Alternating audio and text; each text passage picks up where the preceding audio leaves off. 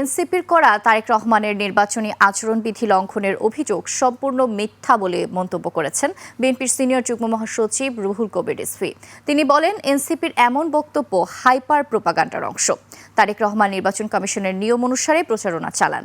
Arafat Rahman cocoa শারীরিক ও মানসিক নির্যাতন সহ্য করতে না পেরে মারা গেছেন বলে মন্তব্য করেন বিএনপির এই সিনিয়র নেতা। বিস্তারিত হাকিম মাহির রিপোর্টে। সানবিট সব দিবে সামাল। সানবিট ম্যাজিক প্রেস ডিশওয়াশিং এর মাথা ঘোরানো সলিউশন। আরাফাত রহমান কোকোর 11তম মৃত্যুবার্ষিকী উপলক্ষে বনানী কবরস্থানে নেতাকর্মীদের সঙ্গে নিয়ে তার সমাধিতে শ্রদ্ধা নিবেদন করেন দলের সিনিয়র যুগ্ম মহাসচিব রুহুল কবির রিজভী। বিএনপির এই নেতা বলেন, আরাফাত রহমান কোকো কখনো রাজনীতি করেননি। তাকে ফ্যাসিবাদী সরকার শারীরিক ও মানসিক নির্যাতন করে মৃত্যুর দিকে ঠেলে দিয়েছে। আরাফাত রহমান কোকো এদেশের এক ভয়াবহতম নিপীড়নের শিকার। তার যদিও সে মৃত্যুবরণ করেছে, আপাত দৃষ্টিতে মনে হবে যে স্বাভাবিক, এটা স্বাভাবিক মৃত্যু ছিল না, বরং কষ্ট, দুঃখ, বেদনা সহ্য করতে না পেরে তাকে পৃথিবী থেকে চলে গেছে।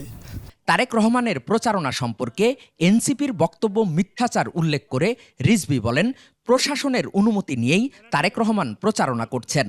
যেদিন থেকে নির্বাচনী কর্মকাণ্ড করা যাবে ঠিক সেই দিন থেকেই তিনি দেশের একজন প্রখ্যাত সুফি সাধক হযরত শাহজালাল রাদিয়াল্লাহু আনহুর মাজার জিয়ারত করে তিনি সেখান থেকে শুরু করেছেন। বরং এটা একটি পরিকল্পিত হাইপার প্রোপাগান্ডার অংশ। ক্রীড়াঙ্গনে বিভিন্ন সংগঠন ও বিভিন্ন শ্রেণী পেশার মানুষ শ্রদ্ধা জানান। তারা বলেন, দেশের ক্রীড়াঙ্গন আরাফাত রহমান কোকোকে সারা জীবন শ্রদ্ধা ভরে স্মরণ করবে।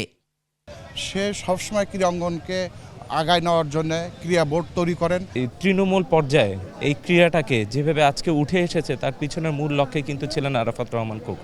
উনি রাজনৈতিক ফ্যামিলিতে জন্মগ্রহণ করো, কিন্তু উনি রাজনীতিবিদ ছিলেন না, উনি মূলত ক্রীড়া সংগঠক ছিলেন। আরাফাত রহমান কোকোর সমাধিতে দিনব্যাপী আয়োজন করা হয় কোরআন তিলাওয়াত ও দোয়া। এদিকে পল্টনে দলের কেন্দ্রীয় কার্যালয়ে দোয়া মাহফিলের আয়োজন করা হয়। হাকিম মাহি, 21 টেলিভিশন, ঢাকা।